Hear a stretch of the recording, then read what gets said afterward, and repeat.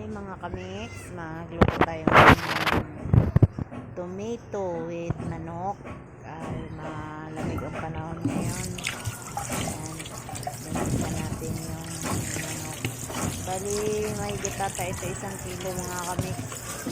Yung manok na lulutuin ko dahil marami kami dito sa bahay. Kaya madami ang nalulutuin. Gasan muna natin ang manok mga kamix.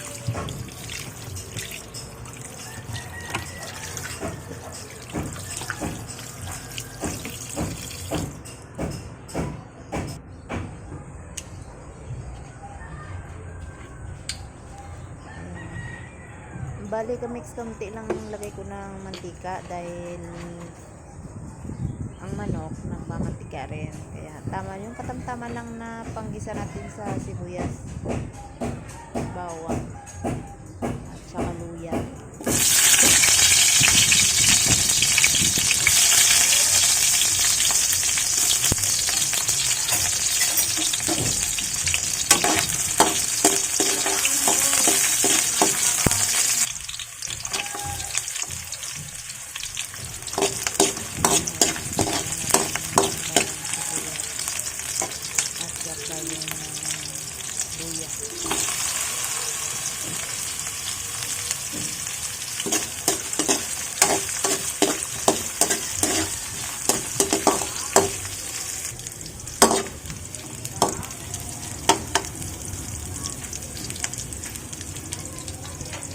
Bali, ilagay natin yung manok.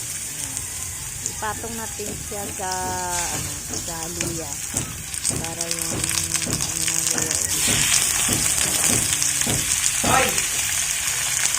parang natin siya. Igigisa muna natin siya. Tuyuan natin siya. Lalaga natin siya dyan sa sarili ng tubig. Kasi magsasabaw yun.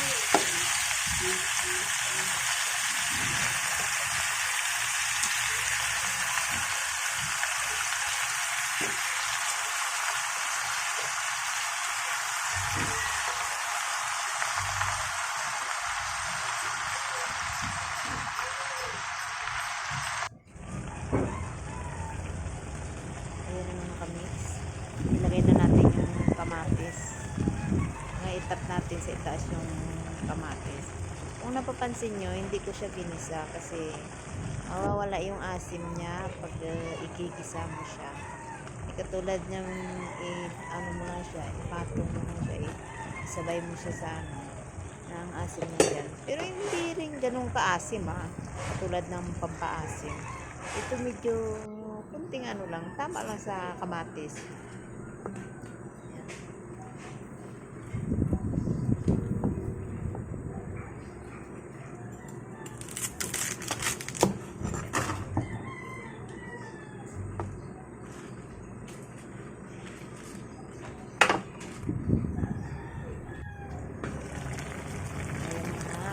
Ayan na, tingnan nyo mga kamix.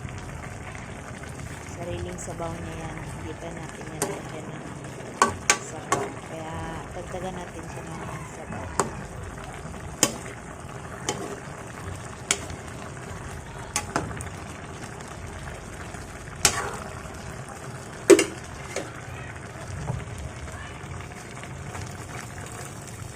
Kung napapansin nyo mga kamix, bali kulo pa rin siya, kumukulo pa rin yung sabaw. Kasi yung nilagay ko yung tubig, pinakuluan ko. Para yung pagluto natin tuloy-tuloy, hindi yung parang magpanibagong kulo din naman siya pag hindi, Depende sa inyo yan, kasi ako ganyan ako pag nagluluto. Pag once na may sabaw,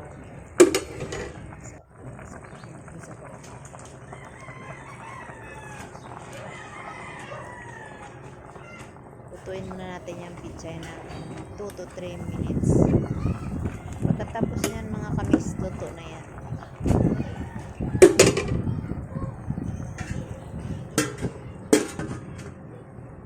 A few moments later.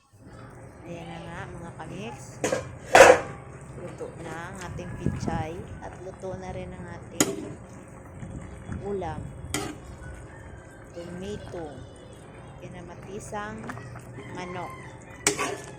Thank you mga kamix. Sa mga hindi nag-subscribe, pa-subscribe na ng aking channel. Tsaka thank you sa aking mga subscribers at mga viewers ko dyan na kahit hindi kayo na-subscribe sa akin, thank you pa rin. Kaya sana subscribe nyo ako. Maraming salamat.